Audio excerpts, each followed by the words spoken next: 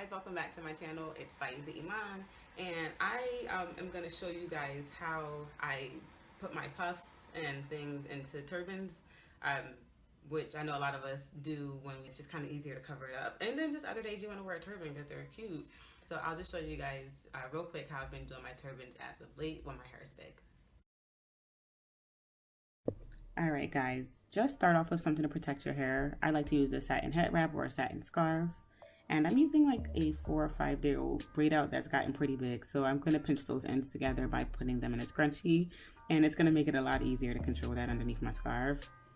And then I'll just take my satin scarf and cover all of my hair from the nape of my neck up to my edges, just so that everything is protected from that cotton fabric. And I'm going to tuck those extra ends in before grabbing my scarf, folding it in half and laying it across the back of my head so that the closed side is at the nape of my neck and the two open ends are at the top of my bun. So first step is just to grab the fabric in each hand, switch hands and create a flat X. Twist those again and switch hands back to the original just so that the X is chunkier in the front now. As you can see, the fabric is bunched up and I'm going to pull that to the back of my head. You can pull it straight back if you like, but I like to bring mine down towards my ears with about 2 fingers width of space, and that's going to allow me to continue to wrap those layers above that one that I just did. In the back, I'm just going to switch hands again, flatten that fabric out so it's not so bulky, and bring them back to the front, again above the wrapped layers that I just did. When I get to the front, I'm going to flatten that fabric out, make another X, and bring those flat layers all the way back to the back of the bun. Now at this point, the tighter that you tie this, the more defined that bun is going to be.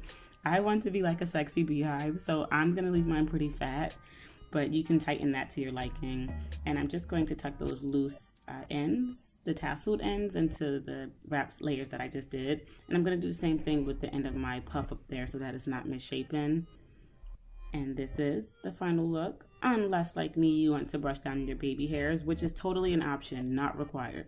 But I like to start off with water and then go back in with jam just to lay those down lightly. I'm not going to like fleek them, but I want them to just kind of be neat. So this is the final look, guys.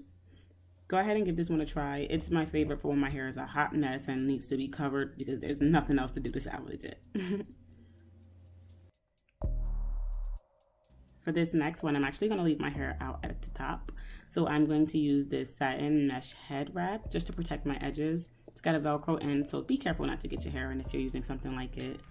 This is an infinity scarf, which I know a lot of people have trouble with making turbans. So if you guys want some other tutorials, then let me know. But I'm going to start by just bunching that up so it's not at its full width. And then I'm going to lay that across the back of my head so that the fabric is at the nape of my neck and all the way up to the bottom of my puff.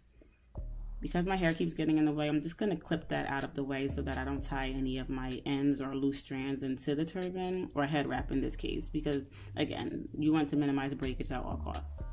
So I'm just going to start to rope twist the 2 ends of this infinity scarf, but start off kind of loose because the longer you twist it, the tighter it's going to get, and you don't want it to be so tight that it causes a headache. So yeah, after that, I'm going to use that almost like a handle to adjust it so that it's centered for me, but you can put that wherever you like. And then bring that around the top of the scarf, bottom of my puff. And when I have extra fabric like I just found there, I just grab that up with the rope twist and tuck that down inside of itself.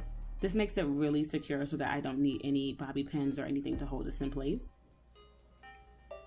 And I'm gonna go ahead and fluff my hair out now just to make that look good.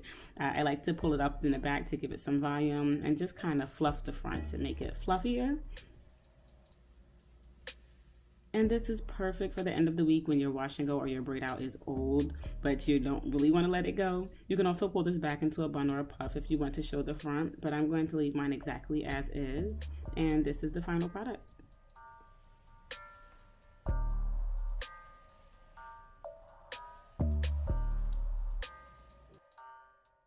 For this very last, I'm going to wear that head wrap again, even though this time I'm covering all of my hair again. What I'm going to do is lay this, again folded in half with the closed side at the nape of my neck and the open side up top.